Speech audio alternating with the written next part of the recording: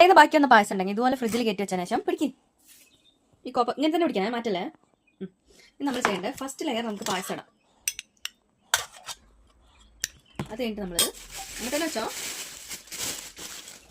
അത് കഴിഞ്ഞിട്ട് നമ്മൾ പപ്പടം പൊടിച്ച് ഇതിൻ്റെ മേലെ കൂടെ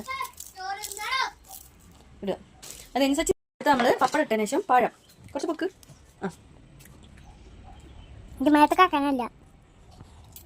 പഴവും മുറിച്ചിട്ടു. പഴമായി പപ്പടമായി. അടുത്ത ലെയർ പിന്നെ നമ്മൾ പായസം ഇട്ടു. ഒന്നും കൂടി മേലെ കൂടെ നമ്മൾ സ്റ്റാർട്ട് കഴിക്കണം. ഇതിൻ്റെ മേലെ കൂടെ നമ്മൾ ഒന്നുകൂടി പപ്പടം അങ്ങനെ പൊടിച്ചിടും. അപ്പോൾ നമ്മളെ ഡിഷ് റെഡി.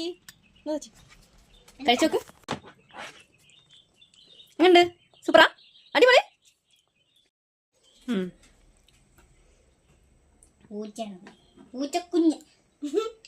എന്താ ഒന്നും തിന്നാത്ത മനുഷ്യ കുഞ്ഞ്, എന്തോ കൊടുത്താലും തിന്നാത്ത കുഞ്ഞ്.